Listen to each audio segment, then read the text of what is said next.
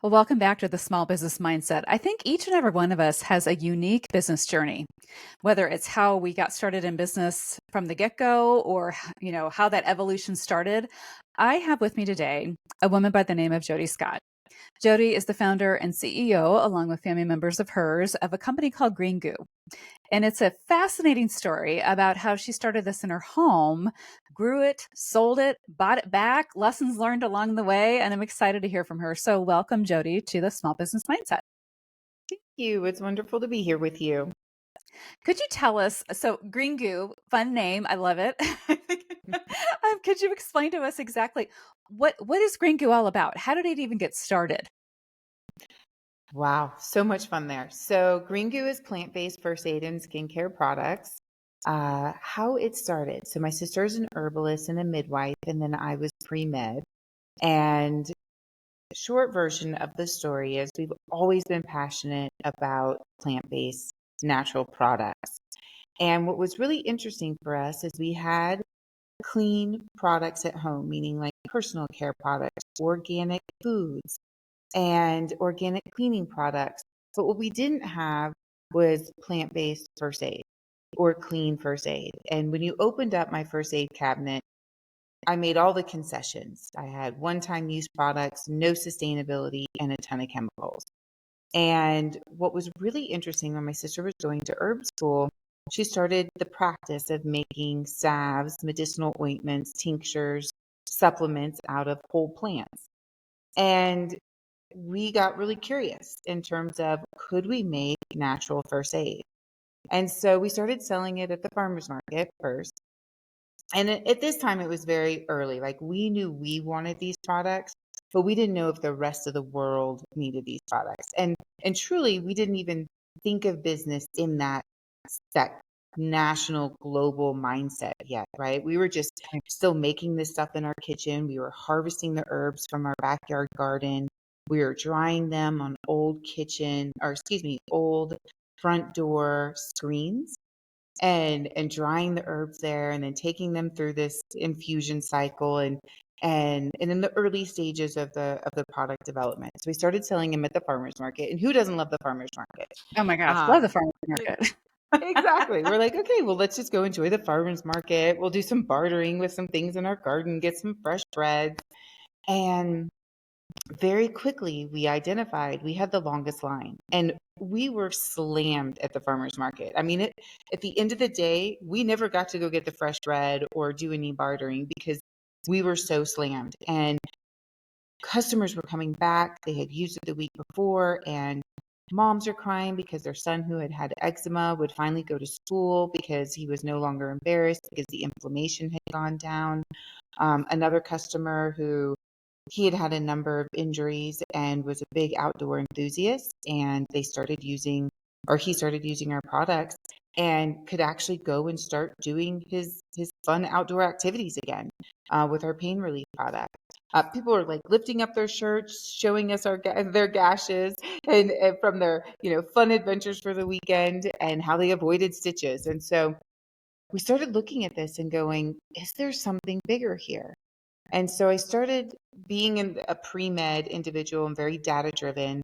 I started looking at the data behind what is the consumer looking for in the first aid space. And what I found is the same reflection of what I was experiencing, which was the natural consumer was willing to abandon their natural ethos because they were told chemical laden products like Neosporin, hydrocortisone, calamine were the only products that could get the job done. And Mhm. then more interesting was that the conventional consumer did not care about the ingredients, did not care about sustainability. They just wanted something that performed better. They were people suffering from acute or chronic skin conditions. They found it inconvenient to go to their doctor. They wanted something over the counter that performed better. And we were already hearing from customers like, your product works better than anything else we've ever tried. We've never even tried a natural product before. So we thought, wow, this could be really interesting. And so Green Goo was born, and it's my mom's sister and I. And my mom is a self taught computer programmer, website developer. We grew up in the military. She had to learn to create a mobile career. So she was an early adopter of computers, my first computer teacher. And so when we had to create labels and create a website, she was able to do it. So it was really neat to see how we three were sort of the perfect storm for the early days of building Green Goo. What were your goals when you first started with this? I mean, I know you said, we wanted to we use natural products ourselves. We had an interest in this. We didn't know if our audience base was, but then you started getting a following in your community. What was your thoughts from there? Do you think, gosh, we can scale this? We didn't quite understand scaling at the time. And here we were at this point now. So our kitchen had become a full on production facility, if you will. And we Yeah. actually had to build an outdoor kitchen on the back porch for us to cook our own food. So we brought camping equipment out because our kitchen was the production facility. Yeah. Um, but what I loved, the enthusiasm of our customers saying what a game changer it was, really kind of brought that competitive side in me and going, I want to make something that's better than anything else that's on the market. Anything, and then more sustainable and more affordable. And that was another thing that we saw in the early days, especially of organic and natural, that it was really a privilege to have clean products. There was a very small percentage of people who could afford it. And so, was there a way for us to be able to do that? And so we actually had the first retailer reach out to us, which was Natural Grocers Vitamin Cottage, which is a national health food chain. Mhm. And they wanted to carry our products. And so Oh, we went to a meeting. And it's so funny because we had no idea what we were doing. And she was like, do you have UPCs? And I need to be able to have some line sheets and we'll do an end cap. And, thank goodness now we have chat, but then it was Google in terms of what does this stuff mean? Of course, we'll get you that. Of course, that's what we'll do. But even then, we had not identified how to scale the product. And so from there, we recognized we were going to outgrow our kitchen and we needed to find a manufacturer. So we mhm. started the manufacturing hunt. And I would say at least 15 manufacturers declined, saying, we do not want to do this process. And if you would just do pre made extracts, great, just do it like everyone else. Can't you do what Burt's Bees does? And we said, well, that's why we're different because we actually work. This isn't just a health and beauty product. This actually is a healing product. And so we need to make sure that the process is not compromised. And it actually took a manufacturer whose son had eczema, and we met him at a trade show. And he called us a week later and said, this is the only product that has ever worked for my son. And the fact that it's actually natural. First and foremost, he was just excited that the inflammation was gone. But then the fact that it was a clean ingredient and that he could use it continuously without, the typical OTC disclaimer, which is used for 7 to 10 days. If symptoms persist, discontinue using because it can have Wow. such negative health impacts. And so from there, we were able to build the entire infrastructure for our infusion process. So to this day, we still make the ingredients ourselves. We bring the raw plants to our manufacturing facility where we take it through this infusion process. We yield high amounts of those medicinal properties, and then those custom oils go into the products, and that's why they work. So you can't get these oils anywhere else on the market. Wow. Okay, I'm going to ask you a logistical business question. So, when you were starting out, was this just literally a hobby that the three of you did on the side? Or was this something you were hoping to create an income for yourselves? We joked around that it was hobby gone wild. I think I was in private practice. I was pre-med. I also had a small business that I had started, a wedding venue that was kind of my weekend hobby, another hobby gone wild. Yeah. It turned into an equipment rental company, a coordinating company. So I learned my business 101 acumen in that first wedding business. And so I would say I was definitely curious if this had the possibility to grow into a national brand, but I also I didn't quite understand what that meant. But I definitely was curious in driving it forward, every time we were kind of reaffirmed that it had market capabilities. Hmm. Hmm. So, what would you say? Kind of walk our listeners through. What did that look like financially for you guys as you went from farmers market sales to natural grocery sales? I mean, what kind of a leap did you take with that? Huge leap. So at the time I was living in Texas, my sister was in Idaho, and my parents in Colorado. And we recognized very quickly from a time management standpoint, we're flying up to Idaho where we're doing production and farmers Because Idaho market is where and all the plants are being grown, grown. correct? Okay, Exactly. got it. And we recognize, okay, we are starting to understand investing into production and sitting on cash in inventory. And it requires more upfront costs to do that. And what does that demand planning look like? And, the things that you start to learn as you're bringing a consumer product forward into the market. And then just time management. And so we all recognized it was time to go all in or keep it as a hobby, because that bridge from hobby to career uh, is a big one. And so I That is sold a my big one. company in Texas, and thankfully that gave us the working capital to be able to take it to the next level. So we all Okay. moved to Colorado. And my dad, being retired military, he had always dreamed of retiring next to the Air Force Academy. So we wanted to honor his service and his commitment to this country. And we said, okay, we'll make the sacrifice to move to Colorado, which is not a sacrifice at all. It's absolutely wonderful here. And we found a property that had a warehouse on it. And we literally joined forces. So we built a tiny house on the property so that my sister and her husband had a place to live. And we turned our living room into a giant office. And then we had our warehouse where we were doing shipping and packaging and storing and so forth. And then my parents would spend 2 weeks with us and then 2 weeks at home in Colorado Springs. Eventually, my in laws moved in and they were helping on the accounting side. So at one point, we had like 8 family members living in one house. And by day, it was this buzzing business. And then by night, we were doing, signups for who was cooking dinner for the evening. Oh And my we would goodness. all catch up. And it was a Ah! hoot. Yeah. So how many years did you all do this? I mean, so, your timeline from living in 3 states, getting this thing up and running, hobby-esque, seeing some potential, and then moving to Colorado. So, I mean, how long of a time frame was this? So hobby was from 2010 to 2014, Okay. 15-ish. So there was 5 years of hobbying it at the farmers market and us going up to Idaho. And then about 2015, we had those 5 years of building it. So in that 5 years, we were doubling our revenue every year and went from, maybe 100 doors to 150,000 doors across the US. So we grew very quickly and very quickly uh, went from just a family business to having almost 50 employees.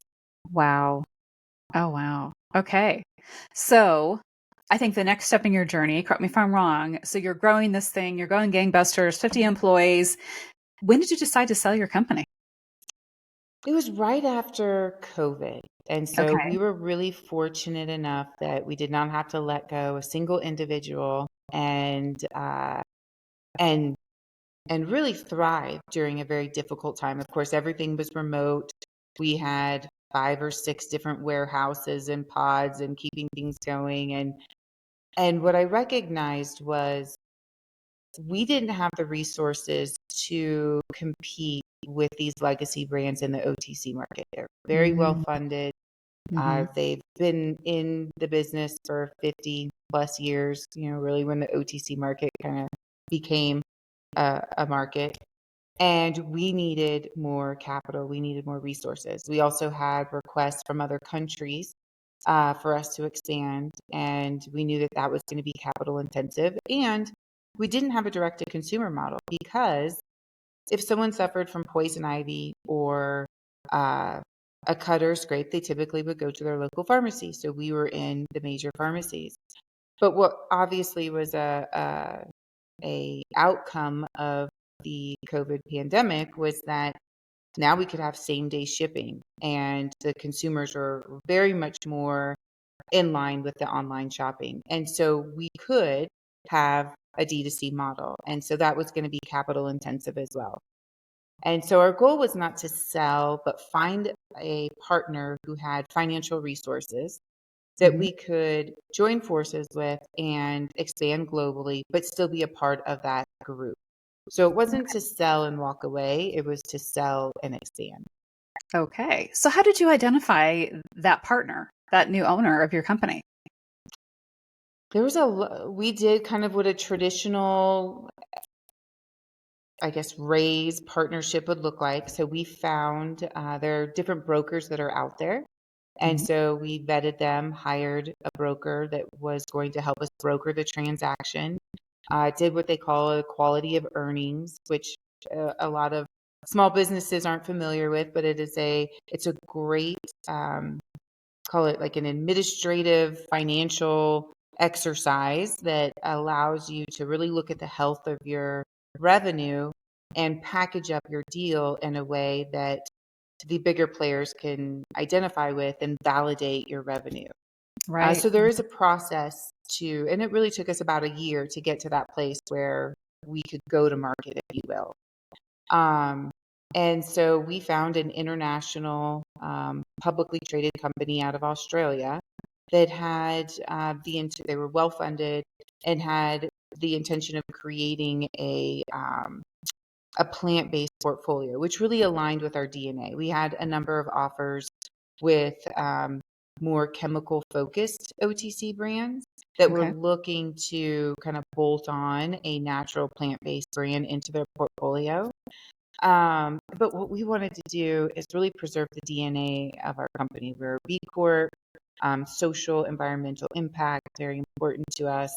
And we wanted to honor the customers who had supported us through those years to say, not just say, but really stamp that we are going to continue in that path and find, another organization that aligned with those values. And so that was really important to us.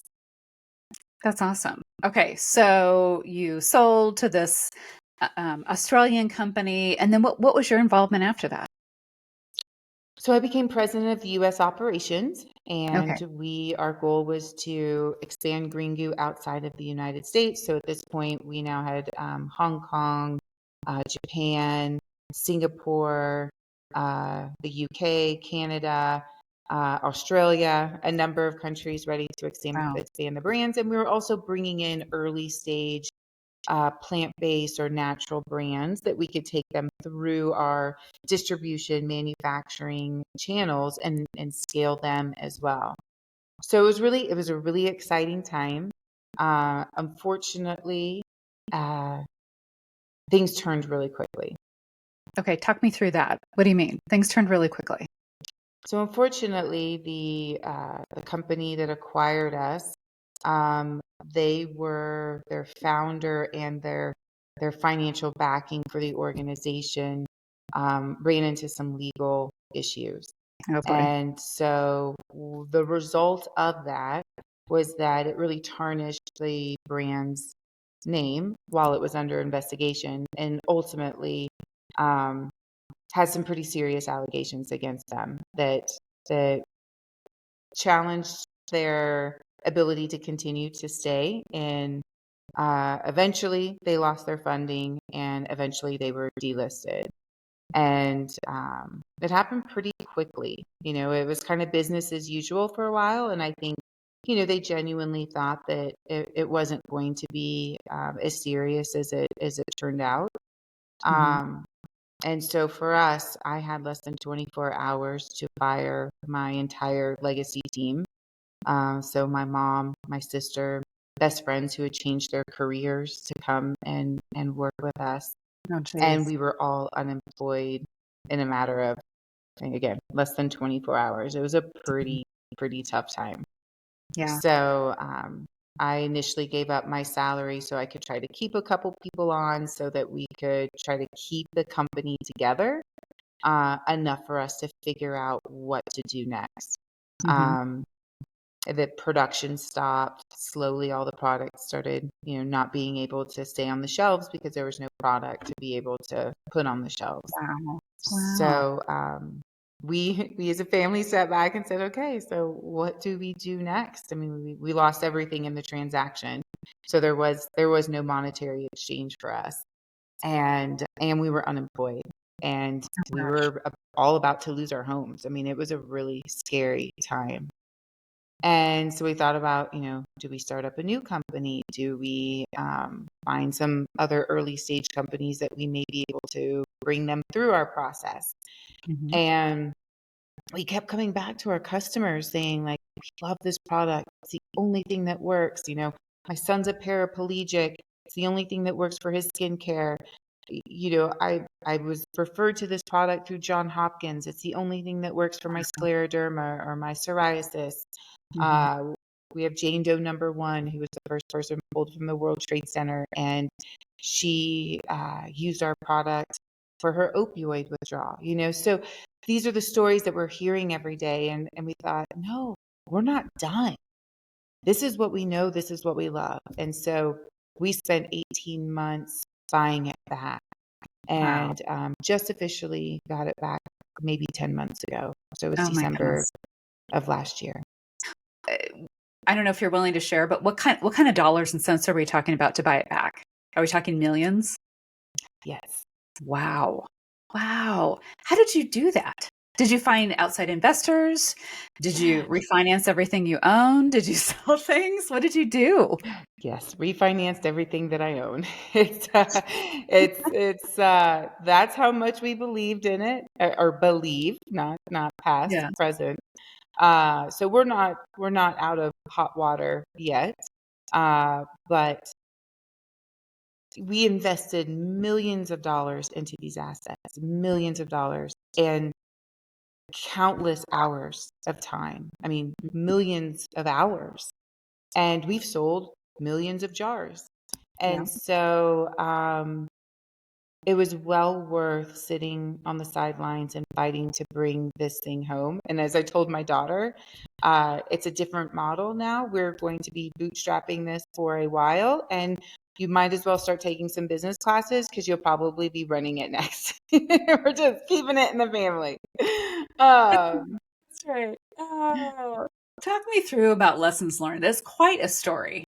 And, if I know hindsight's always 2020 for us, but if you could wave your magic wand and do it all over again, what are lessons learned from this whole process? I mean, I'm sure you learned a lot, especially from, just startup to growth, expansion, getting into a national brand, but also, international exposure and investors and company, I mean, structure, all those kinds of things.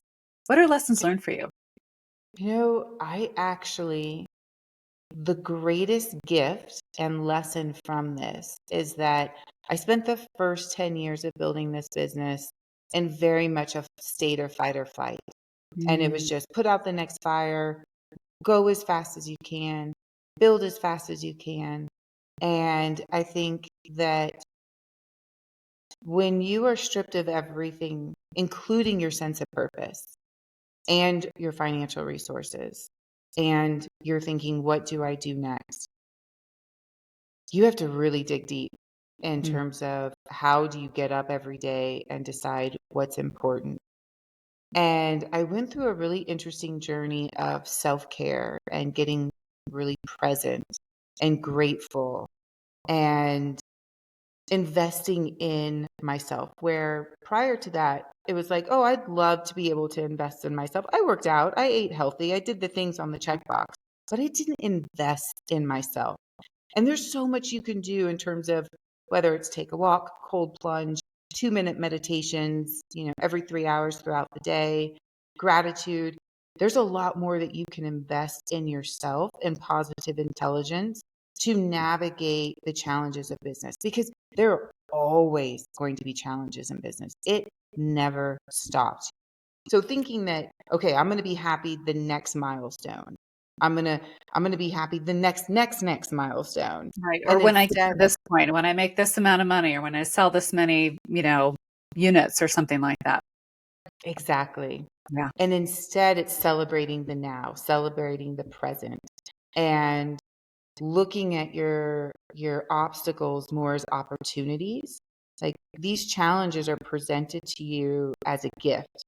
Yeah. What can you do? And I had to take those 18 months and take each one of those challenges in a very different way that built so much more resilience for me, that I am happier and more productive today than I've ever been.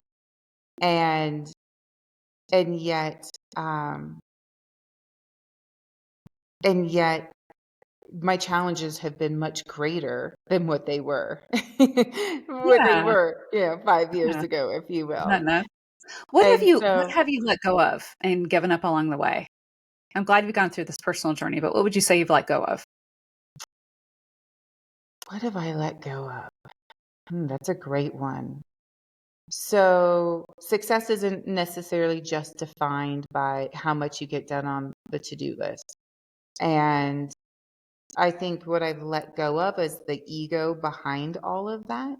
Mm, And again, just kind of shedding myself of my identity is wrapped up in my output, and instead really just authentically showing up and being present. I mean, I think about how I handled meetings 5 years ago, and I wish I could tell my younger self how to restructure those meetings in a more present way. I mean, it was just, let's get this done, check, check, check, go. and sure, hindsight is always 2020. But I think that I am where I'm supposed to be. However, had I been more present and more aware instead of just let's get these things done, I am confident that I would have discovered, I would have had more awareness. And I think anyone who becomes more present, business, your part as a partner, as a parent, you're just going to be open to more tools and opportunities that are going to serve you better in terms of making better decisions that are better mm, for you, for the family, for your organization. I love it. What would you say went right through this whole journey and process? You're like, this works. This is our go line. This is where I need to focus on. What's gone well? Gone well. Well, thankfully, preserving our process has allowed us to, and we were very meticulous on that, meaning our manufacturer could not replicate our process or our formulas with any other customer. And so that has been a good barrier to entry for any competitors, and really preserving where we didn't patent our formulas, but we protected them. And so thinking about, as an entrepreneur mindset, as you're building your company, how do you protect your assets so Mhm. that they can you can monetize them in a way that de-risks exposure as you're Mm, building your company. And I think that's just an important component to building a brand, building a company.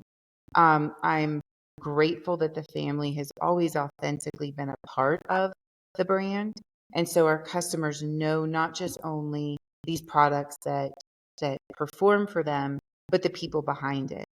And so, that has really served us well, going through some bumps and being able to be direct with my retailers, being able to be direct with my customers. And they know us, and they know how passionate we are about doing the right thing for them, and mhm. really showing up when it's tough. I mean, I had the day after I terminated everyone, um, they all showed up for the meeting, the standing morning meeting the next day, and just said, "How can I help you? What can Wow. we do?"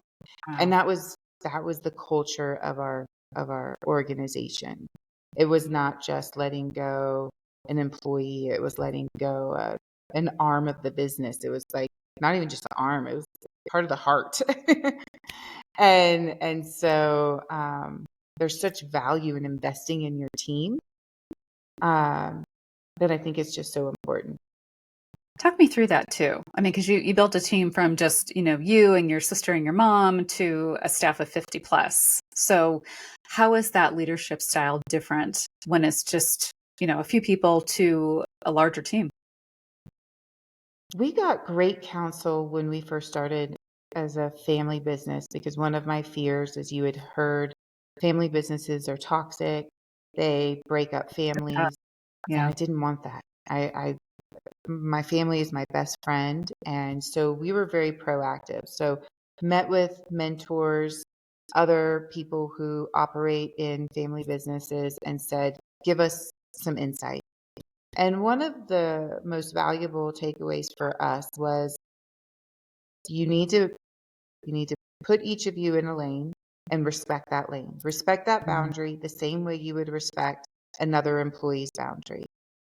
You don't get to have concessions because you're family and go, okay, well, I'm going to go ahead and ask a question to Chris that I would not normally ask, Betty, and or treat them any differently and trust that they have their job. And because we're going to get triggered, right? Because you can trigger a family member in a different way too.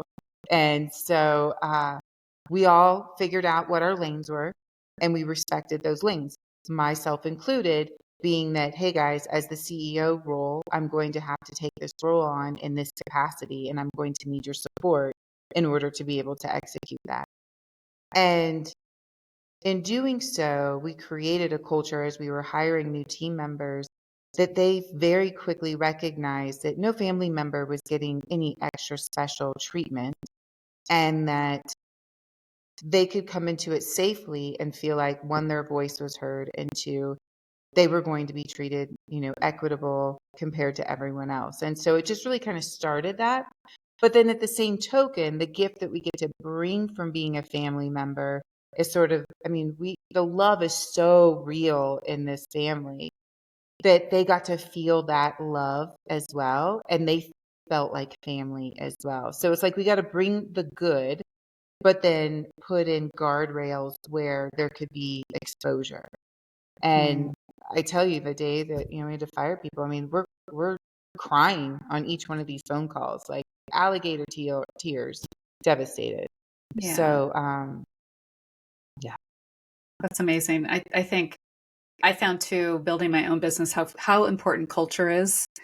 And not only, bringing people together, but hiring the right people and then establishing trust amongst your team is huge. Because you're right, when the going gets tough, and it inevitably will. It will. If you're, Mm-hmm. it could be this week, next year, next month, but it's going to get tough, and there's going to be hard decisions to be made. But if you focus back on what your core is, you're right. It's like you have nothing to fear.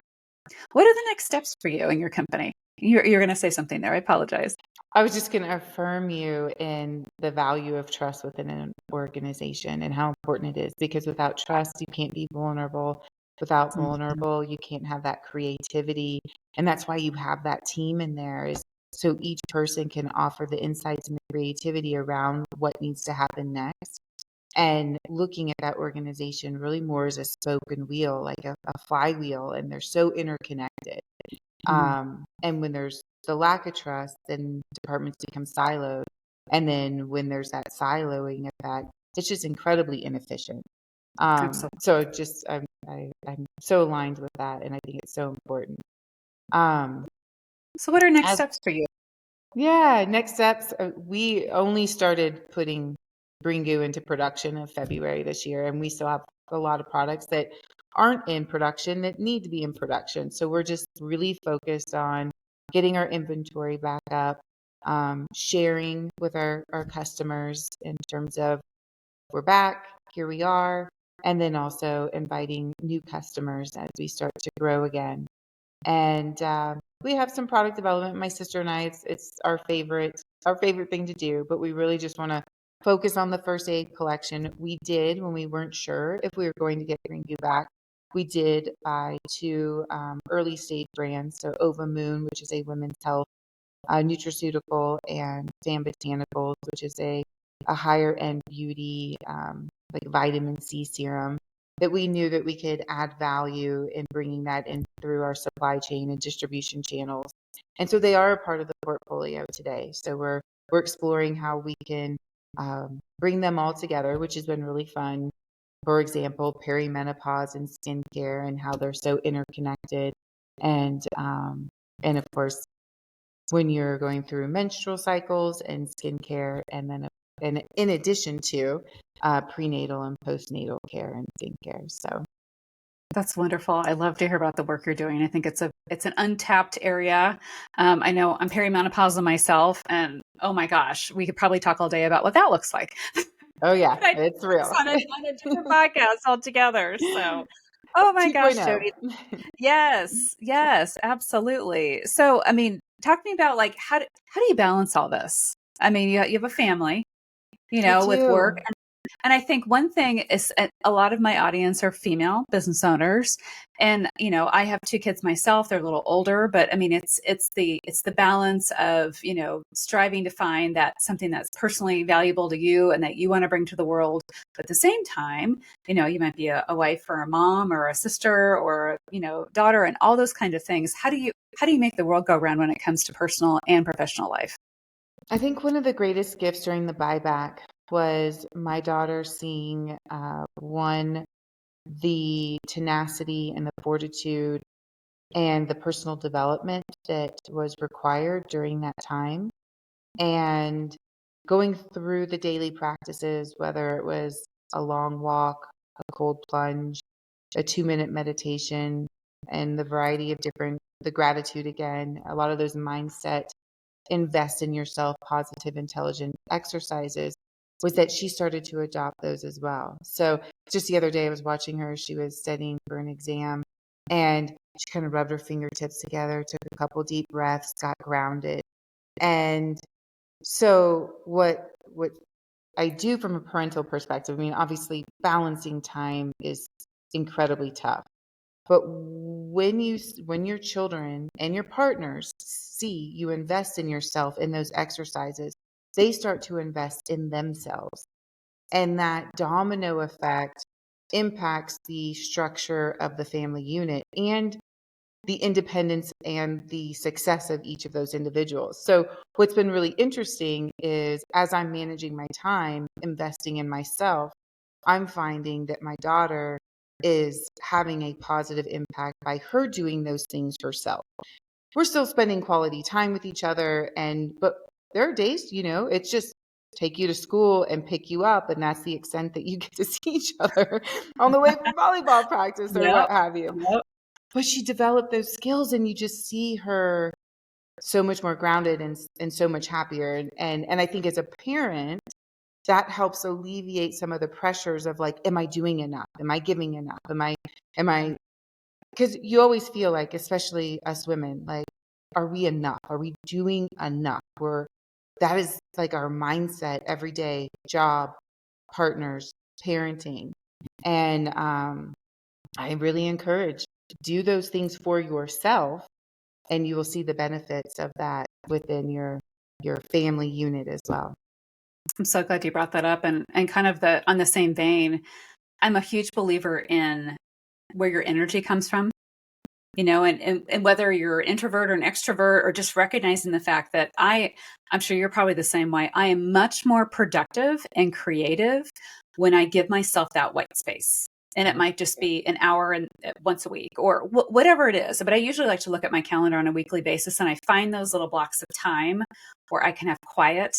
And whether it's you get to take a longer shower or you're going for a walk or you're meditating and you're removing yourself from the work of the day and turning off the screen for a second, because I know sometimes I actually had a call earlier today with my marketing director, and she kind of identified with this. She's like, sometimes when you just walk away for 10 minutes and you're like, boom, there it is. And I'm like, exactly.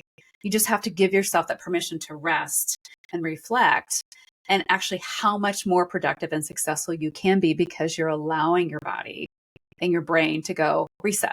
It's okay. So true. I really encourage, like within our group, walk and talks.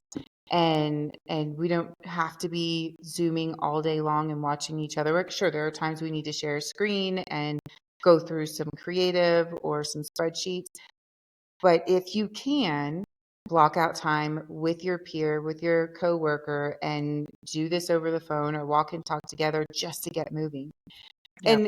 And positive intelligence is really interesting too in terms of building these neural pathways in your brain. And a lot of times people say, I can't block out an hour.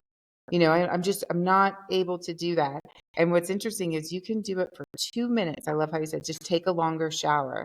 You can do intentional exercises that are only 2 minutes, a handful of times throughout the day, and it will actually serve you. And the science is there as much as, or if not more, than that hour that you blocked out. And then you'll Yeah. just find yourself like gravitating to doing it more. It's pretty cool.